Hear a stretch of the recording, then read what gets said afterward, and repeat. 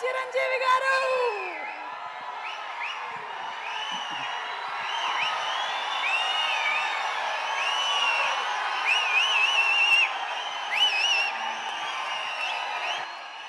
Thank you.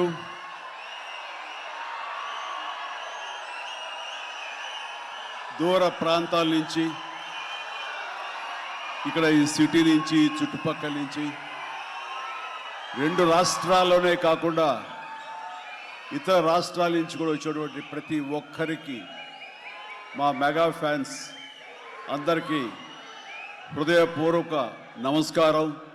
అలాగే మీకు నూతన సంవత్సర శుభాకాంక్షలు, అలాగే ముందస్తుగా సంక్రాంతి శుభాకాంక్షలు.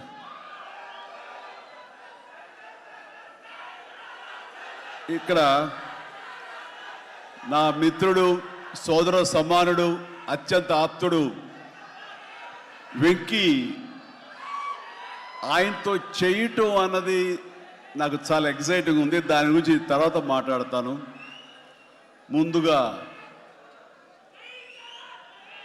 ఏంది వెంకీ సంగతి అంటే అదిరిపోద్ది సంక్రాంతి అని, ఏంది బాసు సంగతి అంటే మనదే కదా సంక్రాంతి అని, ఎరగదిద్దాం సంక్రాంతి అని అంటాం. ఇక్కడ ఈ సందర్భంగా ప్రత్యేకించి మనదే కదా సంక్రాంతి, ఎరగదిద్దాం సంక్రాంతి అనేది కేవలం మన శంకర వరప్రసాద్ గారిదే కాదు. ఈ సంక్రాంతి మొత్తం మన తెలుగు పరిశ్రమది అవ్వాలని మనస్ఫూర్తిగా కోరుకుంటున్నాను. అందరికీ డార్లింగ్, ఇందా మన అనిల్ చెప్పినా, ఎవరు చెప్పినా,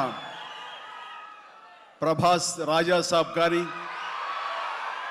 అన్నయ్య అంటూ ఆప్యాయంగా పిలిచే నా తమ్ముడు రవితేజ సినిమా కానీ, అలాగే మా ఇంట్లో సరదాగా తిరుగుతూ చిన్నప్పటి నుంచి పెరిగినటువంటి శర్వానంద్, నారే నారే నడుమ మురారి కానీ, నాకు గురువుగా నన్ను భావిస్తూ నా శిష్యుడిగా ఉన్న నవీన్ పోలిశెట్టి, వీళ్ళందరి సినిమాలు కూడాను ఈ సంక్రాంతికి సూపర్ హిట్ అవ్వాలని, తద్వారా వాళ్ళకి విజయం లభించడమే కాదు, తెలుగు సినిమా పరిశ్రమకు, నిర్మాతలకు, బయ్యర్లకి వీళ్ళందరూ కూడా సుభిక్షంగా ఉన్నప్పుడే అదే నిజమైన సంక్రాంతి. ఆ సంక్రాంతి కావాలనే కోరుకుంటున్నాం, జరుగుతుందని ఆశాభావన వ్యక్తం చేస్తారు.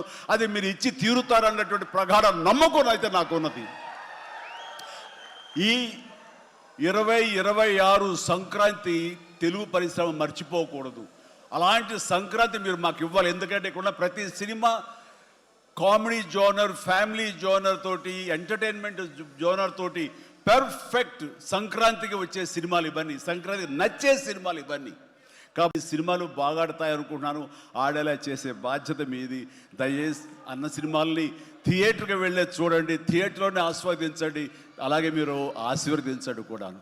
ఆల్ రైట్, ఇక అది ఆ పక్కన పెడితే, చాలా కాలం క్రితం మా దర్శకేంద్రుడు రాఘవేంద్ర గారు ఎప్పుడో మాట్లాడుతుండేవారు, బాబాయ్ నీకు అనిల్ రావుపూడి సినిమాలు ఎన్ని చూసావో తెలియదు కానీ అతని కామెడీ టైమింగ్ కానివ్వండి, అతను హుషారు కానివ్వండి, చూస్తుంటే నాకు మళ్ళీ మీతోటి అతను చేయగలిగితే ఆ ఇద్దరి కాంబినేషన్లో వచ్చేటటువంటి సినిమా అసలు వేరే లెవెల్లో ఉంటుంది.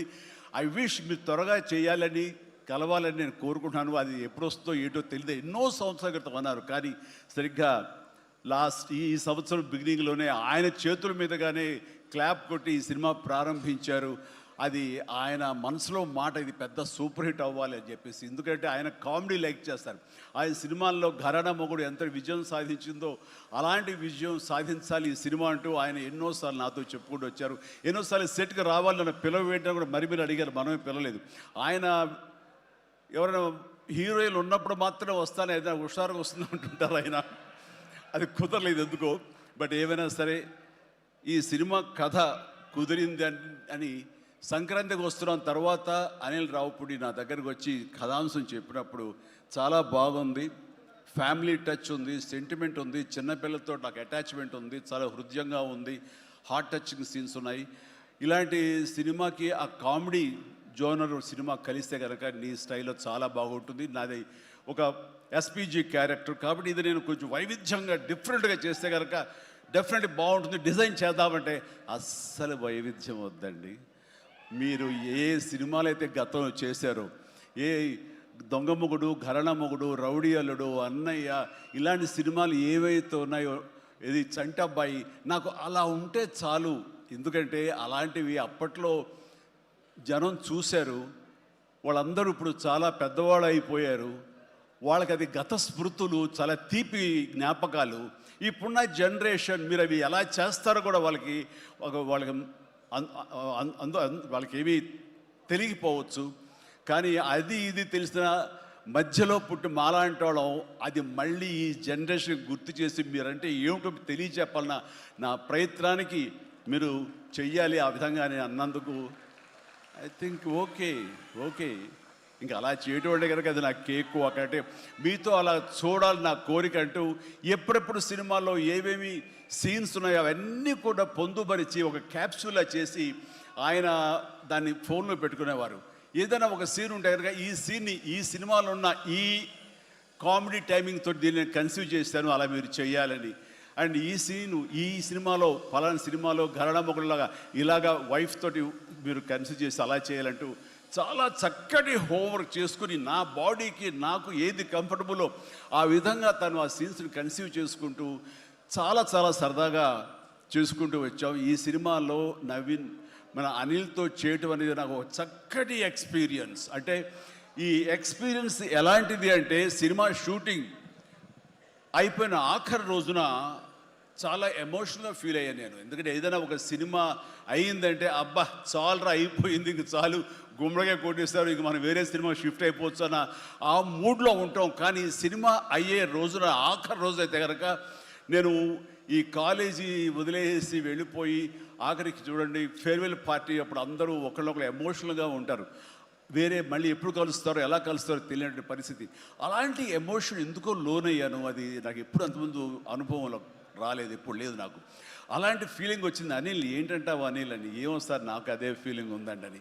ప్రతిరోజు ఒక ఎక్స్కర్షన్కి వెళ్ళినట్టు, ప్రతిరోజు ఒక పిక్నిక్ వెళ్ళినట్లుగా సరదాగా జరుగుతూ మార్నింగ్ 9 నుంచి 8 నుంచి ఈవినింగ్ 7:30, 8 వరకు కూడా ఎంత చక్కగా సరదాగా జరిగిందంటే నాకు ఎప్పుడు ఇంత బాగా జరిగిందంటే మరీ పూర్వం ఆ రోజుల్లో వాళ్ళు గుర్తుకొచ్చింది. కానీ ఈ మధ్యకాలంలో ఇంత సరదాగా ఎంత హుషారుగా జరిగిన సినిమాలు అయితే నాకు ఇది చేయలేదు. దానికి ప్రధానమైన కారణం సీన్ కానివ్వండి, అది మేము చేసే విధానం అయితే ఉండొచ్చు, కానీ మా చేత నడిపించిన విధానం, అందరినీ అంత సరదాగా పెట్టినటువంటి అట్మాస్ఫియర్ క్రియేట్ చేసినట్టు ఇది కేవలం అనిల్ రావిపూడికి మాత్రమే చెందుతుంది. అండ్ ఎక్కడ ఏది టైం తెలియనివాడు, ప్రతి ఒక్కరిని on the screen off the screen హుషారుగా ఉంచుతాడు. ఇలాంటి డైరెక్టర్లు దొరికితే కనుక ఎవరైనా సరే ఇలాంటి క్యారెక్టర్స్ చాలా ఈజీగా చేసేయగలరు. అండ్ మరీ ముఖ్యంగా అనిల్ రావిపూడి గురించి నేను చెప్పాలనుకున్నది, ప్రతి ఒక్కరు కూడా తెలుసుకోవాల్సింది ఏంటంటే ఈ సినిమా ఆల్రెడీ సూపర్ హిట్ అయిపోయింది. ఏ రకంగానంటే బడ్జెట్ పరంగా విత్ ఇన్ ది లిమిట్, అలాగే డేస్ పరంగా అనుకున్న దానికంటే తక్కువ రోజుల్లో ఇది అత్యద్భుతంగా తీయగలిగాడు. ఒక సినిమా సూపర్ హిట్ అయిందని ఎలా చెప్పగలవంటే డైరెక్టర్ మొత్తం తన గ్రిప్లో ఉంచుకుని అది బడ్జెట్ దాటనివ్వకుండా విత్ ఇన్ ది టైం చేయగలటం అనేది ఆ సినిమాకి అది మొదటి సక్సెస్.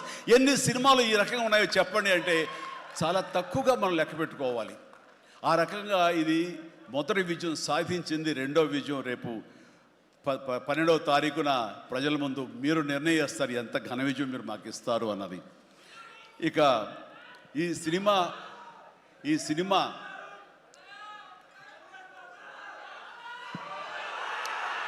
ఓకే, ఇక ఈ సినిమాలో నేను నెక్స్ట్ చెప్పుకోదగిన వ్యక్తి వెంకటేష్, నా బ్రదర్. ఎప్పుడు కలుసుకున్నా సరే చాలా సరదాగా మాట్లాడుకుంటాం. ముఖ్యంగా ఇప్పుడు మీ ముందు తమాషాగా కామెడీగా హుషారుగా మాట్లాడినా సరే అతనితో 1-to-1 కూర్చుంటే చాలా ఫిలసాఫికల్గా ఇన్ డెప్త్, ఇంతటి డెప్త్ వ్యక్తి వెంకటేష్. అందుకైనా ప్రతి ఒక్కరు ఎంత పాజిటివ్ మనిషి, పాజిటివ్ వైబ్స్ ఉంటాయి ఆ మనిషి చుట్టూరు అంటుంటారు. నిజంగా అతనితో టైం తెలియదు మనకి. ఎంతో తన ఏజ్కి మించినటువంటి విషయాలు తెలియజేస్తూ జీవితం యొక్క పరమావధి ఏంటి, జీవితం ఎలా ఉండాలి, ఎంత పీస్ఫుల్గా ఉండాలి చెబుతుంటే కనుక నాకు మోడర్న్ డ్రెస్ వేసుకున్న చిన్న సైజు గురువులాగా అనిపిస్తుంటాడు వెంకటేష్. నిజం. సో అలాగా సినిమా జీవితాన్ని, తన వ్యక్తిగత జీవితాన్ని రెండు బ్యాలెన్స్ చేసుకుంటూ చాలా చక్కగా ముందుకు సాగుతూ ఎంతో ఇన్స్పైర్గా ఉంటుంది వెంకటేష్. ఇక ఈ సినిమాకి వచ్చేసరికి ఎలా కుదిరింది, ఇందాక అనిల్ రావు ఇప్పుడు చెప్పాడు, ఆ హింట్ ఇచ్చింది మీ ఇద్దరం కలిపి చేసేలాగా ఏదైనా ఒక ఎపిసోడ్ క్రియేట్ చేసి అక్కడ వినియోగించుకుందాం, మా ఇద్దరు కాంబినేషన్ సినిమాకు ఉపయోగపడే విధంగా సినిమాలో అంతర్భాగంగా ఉండేలాగా అన్నందుకు అని చెప్పిన విషయం. ఎలాగా ఇదేంటంటే ఒక ఐదేళ్ల క్రితం అనుకుంటా మీ ఇద్దరం అమెరికా వెళ్ళాం, లాస్ ఏంజల్స్ వెళ్ళినప్పుడు అక్కడ మిత్రుడి ఇంట్లో కూర్చున్నప్పుడు అంత ఎదురు బదురు కూర్చొని పిచ్చాపాటి మాట్లాడుకుంటుండగా వాళ్ళు ఎవరు అబ్బా మీ ఇద్దరు చూస్తుంటే చాలా బాగుందండి, ఒక స్టిల్ తీసుకుంటామంటూ వాళ్ళు స్టిల్ దిగిపోతుంటే ఆగండి తీయదు చిరంజీవి కూర్చుంటారు, నేను నిలబడతాను అని చెప్పేసాడు. అదేంటి వెంకీ అలా కాదు, నేను నిలబడతాను అన్నాను. లేదు ఇది నా మైండ్ లోపల ఎప్పటి నుంచో మీరు అట్లా బాస్లో కూర్చుంటే కనుక కాలు మీద కాలు వేసుకుని నేను వెనకాల నిలబడి ఉంటాను. ఇది ఒక మంచి స్టోరీకి స్టిల్ లీడ్ అవ్వాలి అంటే మన హాలీవుడ్ గాడ్ ఫాదర్ చూసారా, మెర్లిన్ బ్రాండో అండ్ ఆల్ పచినో అలాంటి క్యారెక్టరైజేషన్స్. వెంకీ నువ్వు వెళ్ళి వాడు నరుకురా అంటే నువ్వు వెళ్ళి మ్యాసకర్ నరికి వచ్చేస్తారు అంటే తనకి ఎప్పటి నుంచి ఉందో అలాంటి జోనర్ సినిమా చేయాలి, మా ఇద్దరు కాంబినేషన్ చేయాలన్న కోరిక ఉందో ఆయన వ్యక్తపరిచేసరికి నేను చాలా ముచ్చటపడిపోయాను. అదేవిధంగా స్టిల్స్ కూడా మీరు దిగాము, అది ఎవరు లీక్ చేస్తారో నేనైతే లీక్ చేయలేదు, అది బయటకు వెళ్ళిపోయింది ఆ స్టిల్స్. అండ్ అలాగా అది నా మైండ్లో పడేసరికి అప్పటి నుంచి ఈ అవకాశం ఈ సినిమాలో వస్తుంది. ఆల్రెడీ వెంకీతోటి తన మంచి సినిమా ఇచ్చాడు అనిల్ రావుపూడి, తను మాత్రమే ఇద్దరిని జస్టిఫై చేయగలడు, ఇద్దరికి న్యాయం చేయగలడు అనే ఉద్దేశంతో నేను తనకి హింట్ ఇచ్చినందుకు దాన్ని అత్యద్భుతంగా డిజైన్ చేశాడు. ఎలాగంటే ఇద్దరు మామ దీంట్లో చెప్పలేవే లీక్ చేస్తాను భయంగా ఉంది, ఎందుకంటే ఇలా వదిలేస్తే మొత్తం స్టోరీ అంతా డైలాగ్ చెప్తాను నేను, అది బాగుండదు, మీకు అక్కడ థియేటర్లో చూసి ఎంజాయ్ చేయండి, అంత బాగుంది. అయితే వెంకితోటి నేను సినిమా షూటింగ్ చేస్తాను లేదు, ప్రతిరోజు ఇద్దరు పిచ్చిగా చేసావు, ఎంత ఎంజాయ్ చేసావంటే మీకు వీళ్ళు సినిమా యాక్టింగ్ చేసేట్టు ఉండదు, ఇద్దరు కలిపి అల్లరి కుర్రవాళ్ళలాగా ఆ సెట్లో చేసావు, అదే క్యాప్చర్ చేశాడు, అది బాగా పండుతుంది. రేపు మీరు కూడా థియేటర్స్లో దాన్ని మీరు ఆస్వాదిస్తారు, డెఫినెట్గా ఎంజాయ్ చేస్తారు. అండ్ డెఫినెట్లీ లాస్ట్ ఫేజ్ వచ్చేసరికి సినిమా ఎక్కడికో లేచిపోతుందంటలో ఎలాంటి సందేహం లేదు. అండ్ ఆ రకంగా ఈ సినిమాకి తన వంతు పార్ట్గా, తన వంతు బాధ్యతగా తను ఒప్పుకున్నందుకు, మేము అడిగినందుకు తను ఒప్పుకున్నందుకు, ఈ సినిమాకి పూర్తి స్థాయి న్యాయం చేసి ఈ సినిమా మరో లెవెల్కి చేరుకోవడానికి దోహదపడిన వెంకటేష్కి మనస్ఫూర్తిగా సభాముఖంగా నా ధన్యవాదాలు చెప్తాను. ఏంది వెంకీ అంత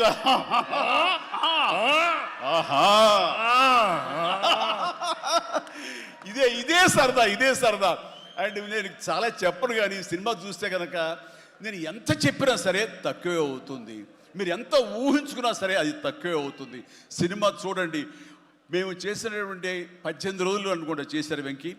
ఈ 18 రోజుల్లో ఒక 7-8 రోజులు సీన్స్, ఒక 5 రోజులు 6 రోజులు సాంగ్, ఇంకా 2 days చిన్న ప్యాచ్ వర్క్. ఈ రోజుల్లో ప్రతిదీ ఎంత అంటే ఇక ఎంజాయ్ చేశాను, ఇది షూటింగ్ చేసినట్టు అనిపించట్లేదు. ప్రతి సినిమా ఇలాగే ఉంటే ఎంత బాగుంటుందా అని అనిపిస్తుంది నాకు. అందుకని మనస్ఫూర్తిగా సభాముఖంగా అందరి సమక్షంలో వెంకటేష్కి ఇది మన ఇద్దరి మధ్య ధన్యవాదాలు తెలియజేస్తూ, ఇది మచ్చు తురక. ఇందాక అనిల్ రావిపూడి అడిగినట్లుగా ఈ కాంబినేషన్ ఫుల్ ఫ్లెడ్జ్డ్గా ఎప్పుడు దొరుకుతుందంటే వెంకీ నేను రెడీ. అండ్ అనిల్ రావిపూడి ఎవరో ఎందుకు, ఈ అవకాశం నువ్వే తీసుకుని ఖచ్చితంగా నువ్వు స్టోరీ రాసుకో. మీ ఇద్దరం ఇదే ప్రాణం పెట్టి, ఇదే హుషారు పెట్టి, ఇదే గిలిగిద్దలతో మీకు సినిమా చేసి పెడతాం. కానివ్వండి, ఎప్పుడు వస్తుందో తెలియదు. తర్వాత అలాగే నయనతార ఈ సినిమాలో ఏం చేశాడో, ఎలా ఒప్పించాడో కానీ మన అనిల్ రావిపూడి అంతకుముందు 2 సినిమాలు చేశాను, తెలుగు గాడ్ ఫాదర్ కానివ్వండి, లేకపోతే సైరా కానివ్వండి.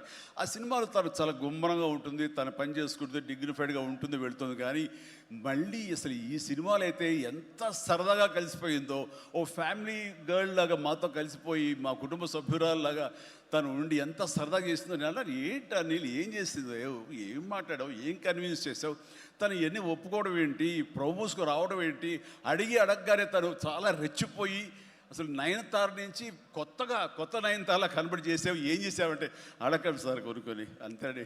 అంటే నా ఉద్దేశం అటు ఇటు తిరిగేదిలా. ఏం చేశాడో తెలియదు, కానీ డెఫినెట్లీ ఆ అమ్మాయి అంత ఇష్టపడుతుంది. అండ్ నయనతారని అంత ఇదిగా గుడ్ హ్యూమర్లో పెడతాడు, సరదా కబుర్లు చెప్తాడు. అండ్ తను పని చేసుకుని సీరియస్గా ఉండే మనిషి కాదు కాబట్టి వాళ్ళు కూడా అంత ఇదిగా లైక్ చేస్తారు. కాబట్టి తను ఏది అడిగినా వెంటనే ఎలాంటి ఇన్హిబిషన్ లేకుండా వాళ్ళు ఒప్పుకుంటారు. అదే జరిగింది, అంత గుడ్ హ్యూమర్లో పెట్టాడు కాబట్టి ఈ సినిమాకి ఆ అమ్మాయి యాడెడ్ అట్రాక్షన్ అయ్యింది. నయనతార ఇందులో కనిపించిన తీరు కానీ, తను చేసిన విధానం కానీ, ఆ సోఫిస్టికేషన్ యాక్టింగ్ కానీ, భారీగా తను నటించి మెప్పించింది. కానీ వావ్ బాగుంది. అంటే ఆ అమ్మాయే లేకపోయి ఉంటే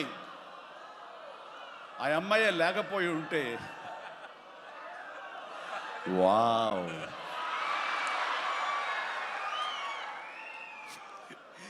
ఇది కూడా క్యాప్చర్ చేస్తాడు. ఈ వావ్ ఎక్కడొస్తో మీకు సినిమా చూస్తే తెలుస్తుంది. లీక్ చేసేసాను. All right. సో ఆ అమ్మాయి నయనతారతోటి అంత బాగా చేయించాడు. మీ పక్కన మీకు ఎదురు నిలబడి మిమ్మల్ని ఎదుర్కొని ఎవరైనా ఒకళ్ళు నిలబడాలంటే ఎంత అనుకుంటున్నా, ఎంత ఫ్రెష్గా ఉండాలనుకుంటున్నా, వేరే వాళ్ళు ఉండాలనుకుంటున్నా అసలు నాకు తొయ్యట్లేదు, నాకు తట్టట్లేదు, కన్విన్స్ కాలేకపోతాను. ఖచ్చితంగా నయనతార ఉండి తీరాల్సిందేనండి, ఎంతైనా సరే ఎలాగైనా సరే అన్నాడు. ఆ అమ్మాయిని తీసుకొచ్చారు, ఒప్పించారు. ఆ అమ్మాయి కూడా అంతా కోఆపరేట్ చేసింది. అండ్ నయనతార ఇవాళ రాలేని పరిస్థితిలో ఉంది. కాబట్టి thank you Nayanthara, thank you so much. ఇక ఈ సినిమాలో సచిన్ కేల్కర్ క్యారెక్టర్ యాక్టర్గా, అండ్ నాతో పాటు నా టీంలో చేసినటువంటి హర్షవర్ధన్, అలాగే అభినవ్, ఇతర నటీనటులు, అండ్ క్యాథరిన్ కూడా మా టీంలో ఒక పార్ట్ లాగా ఉండి తను చేసి చాలా ఒక నిండుదనం, గ్లామర్ తీసుకొచ్చింది. ఆ అమ్మాయి కూడా అందరికీ, ప్రతి ఒక్కరికి నా ముందస్తు శుభాకాంక్షలు తెలియజేస్తాను, అభినందనలు. ఇక ఈ సినిమాలో ప్రత్యేకంగా నేను చెప్పాల్సిన టెక్నీషియన్స్గా వస్తే, భీమ్స్ అత్యద్భుతమైన మ్యూజిక్ ఇచ్చాడు, వెరీ ఆర్గానిక్ మ్యూజిక్. కేవలం డ్రమ్స్ తోటో, కీబోర్డులతోటో, వాటితోటో దడదడలాడించకుండా చాలా శ్రావ్యంగా లిరిక్స్ మాత్రం వినిపించేలాగా ఒకనాటి విజయ సంస్థ వారి సినిమాలు ఉండేవి. అంతా హాయిగా, హృద్యంగా, ఒక గోదావరి పడవ ప్రయాణంలాగా ఉండేలాగా ఇచ్చాడు. అందుకని మీసాల పిల్లలో ఎలాంటి హడావుడి, ఎలాంటి మ్యూజిక్ గోళ ఏమి ఉండదు. కానీ ఆ ఇచ్చినటువంటి ఆ మ్యూజిక్, ఆ పాటకి లిరిక్స్ అర్థమయ్యేలాగా వినిపించి అందరూ చాలా ఆ శ్రావ్యాన్ని అందరూ ఆస్వాదించారు. కాబట్టి అది అంత పెద్ద మిలియన్స్ని, మోర్ దెన్ 100 మిలియన్స్ దాటి హిట్ ఇచ్చింది. అలాగే తర్వాత వచ్చిన సాంగ్ కానీ, ఇలా సాంగ్స్లో లిరిక్స్కి ఇచ్చే ఇంపార్టెన్స్ కానీ, ఆ ట్యూన్స్ కానివ్వండి, అన్నీ ఇస్తూ ఇంతవరకు నేను ఎప్పుడు చెయ్యనిది, ఇంతవరకు ఆ స్టైల్కి నేను పోనిది ఏదైనా ఉందంటే కానీ ర్యాప్ సాంగ్, ఇందాక చూసిన సాంగ్ హుక్ స్టెప్ దాన్ని కంపోజ్ చేసినప్పుడు నాకు అనిపించింది, ఇది కొత్తగా అనిపించింది, చాలా బాగుందని. అండ్ ఇప్పుడున్నటువంటి ఈ థియేటర్ పల్స్ చూస్తుంటే ఈ సినిమా, ఆ సాంగ్ మాత్రం ఐ థింక్ టోటల్గా హైలైట్ అయిపోతే రేపు థియేటర్లో అనుకుంటున్నారు. అది వెరీ గుడ్. ఎందుకంటే ఆ సాంగ్ విన్న తర్వాత, ఆ సాంగ్ వింటుండగా ఎదురుగా ఉన్న వెంకటేష్ ఆపుకోలేక డ్యాన్స్ చేశారంటే అదే చాలు. ఇక ప్రతి ఒక్కడు అదే స్ఫూర్తితోటి ప్రతి ఈ సినిమాని, ఈ సాంగ్ని ఆస్వాదిస్తారు. అలాగా సాంగ్స్గా అన్నీ అత్యద్భుతంగా ఇచ్చినటువంటి మన భీమ్స్కి ప్రత్యేకించి, ఆ తర్వాత ప్రతి ఒక్కరు చిరంజీవిని ఇంత గ్లామర్గా ఉన్నాడు, చిరంజీవిని ఇంత ట్రిమ్గా ఉన్నాడు, ఇంత ఇదిగా ఉన్నాడు, ఎలా తగ్గాడు. నా వ్యక్తిగతంగా నేను చేసిన ప్రయత్నాలు పక్కన పెడితే తెర మీద అంత బాగా కనపడడానికి ప్రత్యేకించి మా డిఓపి, మా కెమెరామెన్ మన సమీర్ రెడ్డి చాలా చాలా బాగా చేశాడు. అండ్ సమీర్ రెడ్డితో వచ్చిన ఒక్క చిన్న గొడవ ఏంటంటేనండి, ఒక నిమిషం గ్యాప్ ఇవ్వడు. కూర్చుని కాఫీ తాగుతాం కదా అని ఇచ్చేలాగా మళ్ళీ షార్ట్ రెడీ అంటాడు. ఇక అతనితోటి బహుశా అలా గనక అందరూ ఉండగలిగితే సినిమాలు 100 రోజులు దాటకుండానే ఫినిష్ చేయొచ్చు. అంతటి ఫాస్టెస్ట్ కెమెరామెన్ మా శరత్. అతను ఉన్నాడు కాబట్టి ఈ సినిమా 80-85 రోజుల్లో ఫినిష్ అయ్యింది. కాబట్టి ఆ credit goes to Sameer Reddy. ఇంత ఫాస్ట్గా అయినందుకు, విత్ ఇన్ ద బడ్జెట్ అయినందుకు, ఖర్చు కూడా చాలా తక్కువ. ఇలాంటి కెమెరామెన్ను మిగతా అందరూ అలా ఉండగలిగితే కనుక చాలామంది ప్రొడ్యూసర్స్కి ఖర్చు తగ్గుతుంది. అండ్ అట్లాగే ఇక సమీర్, థ్యాంక్ యూ సమీర్. అందరూ బయట పొగుడుతుంటే కనుక నేను మనసులో నిన్ను పొగుడుకున్నాను. కాబట్టి థ్యాంక్ యూ సో మచ్ ఇంత గ్లామర్గా చూపించినందుకు. ఇక ప్రకాష్, మా ప్రొడక్షన్ డిజైనర్ ప్రకాష్ చాలా చక్కగా చూపించాడు. అండ్ తమ్మిరాజు గారు, అలాగే వీళ్ళన్నీ ఒక పక్కన ఉంటే కనుక అహర్నిశలు అంటే డే 1 నుంచి ఈవెల్ట్ వరకు కూడాను మన అనిల్ రావుపూడి స్టోరీ టీమ్, సాయి, నారాయణ, ఇంకా రాజేష్, ఇలాగ వీళ్ళందరూ ఉన్నారు. వాళ్ళ పేరు పేరున నేను వాళ్ళు పడ్డ కష్టాన్ని కానీ, వాళ్ళు తీసుకున్న శ్రద్ధాశక్తులు కానీ హృదయపూర్వక నాకు సంతోషాన్ని, అభినందనని, ధన్యవాదాలను తెలియజేస్తాను. వాళ్ళు అంత ఇదిగా ఉన్నారు. ఇక్కడ అనిల్ రావుపూడి గురించి ఇంకొక విషయం నేను చెప్పాలండి. ఏంటంటే అందరం సినిమా తీస్తూ ప్రేమించాలి. సినిమాని ప్రేమిస్తేనే మన యొక్క ఎఫర్ట్స్ తోటే సినిమాని ఆద్యంతం చాలా అద్భుతంగా తీయగలం మనం. అయితే సినిమా తీస్తున్నంతసేపు ఎంత ప్రేమిస్తాడో, ఎంత ఇష్టపడతాడో, ఎంత ఎంజాయ్ చేస్తాడో, అంత బాగా మన నుంచి యాక్టింగ్ రాబడతాడో, అంతకంత సినిమా పూర్తయిన తర్వాత కేవలం దానికి బాగుందా లేదా అని మళ్ళీ ఒకసారి తనుగా సమీక్షించుకున్నప్పుడు ప్రతిపక్ష నేత అయిపోతాడు. ఎదురెళ్ళిపోయి ఈ సినిమా ఎందుకు చూడాలి, ఈ సీన్ ఎందుకు వాళ్ళు ఎంజాయ్ చేయాలి, ఈ సీన్ ఎందుకు ఇంత అయింది, ఇంత లెంగ్త్ అవసరమా అని దాని మీద దాన్ని ఏమాత్రం ప్రేమించకుండా చాలా కఠినంగా ఎక్కడ లెంగ్త్లు ఎక్కువైనా సరే అన్నీ కూడా తీసేసి దాన్ని క్రిస్ప్ చేయడానికి కానీ, ఆ సినిమా ఎంతవరకు అలరిస్తుందో అలరించేందుకు కానీ అన్ని రకాల ప్రయత్నాలు చేస్తాను. నాకు నచ్చింది అది. ఎందుకంటే నిన్న మొన్న వచ్చి ఒక మెయిన్ ఎపిసోడ్ ఏదో లేపేసావు, లేదు లేపేసావు అని అడిగాను. లేదు, అది కథకి అడ్డొస్తుంది, స్టోరీ నెరేషన్కి అది అడ్డుపడుతుంది కాబట్టి తీసేసారన్నాడు. అలా తీయాలంటే గట్స్ కావాలి. ఎంత కొంత అన్ని రోజులు ఎఫర్ట్ చేసాము, అది అవసరమా, అది వాళ్ళు తీసేసి ఏమనుకుంటా ఎలాంటి ఇది లేకుండా ఖచ్చితంగా నిష్కర్షగా దాన్ని తీసి అవతల పడేసాడు. దానివల్ల సినిమా పేస్ పెరిగిపోతుంది, సినిమా పరిగెడుతుంది, అండ్ ఎక్కడ ఆగట్లేదు, ఆలోచింప చేసుకునే విధంగా ఉండదు, ఎంజాయ్ చేయడం తప్ప.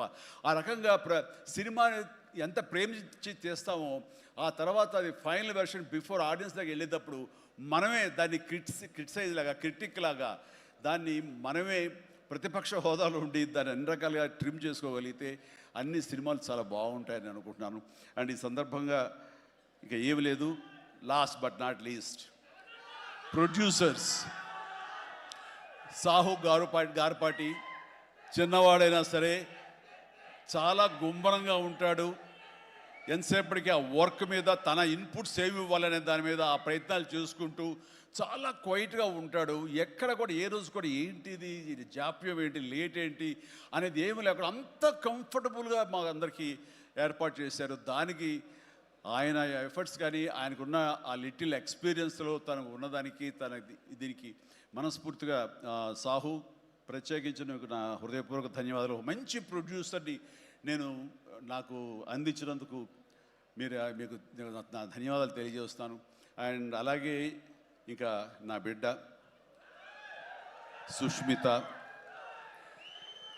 తను ఈ సినిమా నేను చెయ్యాలి, ఈ పరిశ్రమ రావాలి అనుకున్నప్పుడు ఈ పరిశ్రమ ఖచ్చితంగా ఆదరిస్తుంది అని అనుకున్నప్పుడు ఒకటి మీరు కష్టపడి పనిచేస్తే కనుక ఇక్కడ రిజల్ట్ బాగుంటుంది, ఇక్కడ ఖచ్చితంగా మీకు ఆదరణ లభిస్తుంది, మీరు సక్సెస్ అవుతారని చెప్పినప్పుడు కష్టం అనేది నేను చిన్నప్పుడు ఇంట్లో చూశాను. అలాంటి నేను కష్టపడడానికి ఏమాత్రం నెరవను, ఏమాత్రం బెదరను, ఖచ్చితంగా చేస్తానంటూ ఈ సినిమా తనతోటి చెయ్యమ్మా, ఇద్దరు కలిపి చాలా మంచి కాంబినేషన్ అవుతుంది అనుకున్నప్పుడు ఆ సాహు గారు పడి తను బెస్ట్ కాంబినేషన్లో ఈ సినిమాని చేసి ఈ సినిమాలో ఒకసారి అయ్యో ఎందుకు ఇంత కష్టపడుతుంది, ఇంత కష్టం అవసరమా నాకు అనిపిస్తుంది తండ్రిగా. కానీ ఒక బిడ్డగా కేవలం ప్రొడ్యూసర్గా నేను మా నాన్నని, మా హీరోని నేను ఇంప్రెస్ చేయాలి, ఆయన ద బెస్ట్ నేను ఇవ్వాలి ఈ సినిమా అంటూ తను కూడా ఈ సినిమాలో ఒక మామూలు టెక్నీషియన్ లాగా, మామూలు ప్రొడ్యూసర్ లాగా తనంత కష్టపడి చేసింది. నేను ఒకటే సంతోషిస్తాను, తనకి అన్ని విధాలుగా అన్ని కంఫర్ట్స్ ఉన్నాయి, అన్ని రకాలుగాను తను ఈ సినిమాలు చేయాల్సిన అవసరం లేదు. తను తన ఫ్యామిలీని చూసుకుంటుంటే కనుక గడిచిపోతుంది ఈ జీవితం అంతా. కానీ అలా కాదు, నేనేదో సాధించాలి, నువ్వు సాధించి చూపించావు, లైఫ్లో ఎంతోమంది మార్గదర్శకంగా ఉన్నావు, అలాంటి నిన్ను ఆదర్శంగా తీసుకుని మేము ప్రూవ్ చేయాలి అనే దాంట్లో ఉంది. అండ్ అలా చేస్తూ ఈ రోజున ఈ సినిమా డెఫినెట్లీ హిట్ అవుతుంది. ఇలాంటి గర్వకారణమైన సినిమాని తండ్రిగా నాకు గిఫ్ట్ ఇచ్చినట్టుగా తను భావిస్తుంది. ఆ సంతోషం తను పొందుతున్నాను నాకు తెలుసు. అండ్ అలాగే కాకుండా ఈ రోజున ఈ పరిశ్రమలో నాకు చేదోడు వాదోడుగా ఉంటూ, నాకు భుజం కాస్తూ, అన్ని రకాలుగా నాకు అండదండలు అందిస్తూ, నాకు మరో బిడ్డ ఈ అనిపిస్తూ, అండ్ ఇంటికి పెద్దదైనందుకు ఆ పెద్దరికాన్ని తను సొంతం చేసుకుంటూ నాకు అన్ని విధాలుగా చేదోడు వాదోడుగా ఉంది. అది థ్యాంక్ యూ పాప.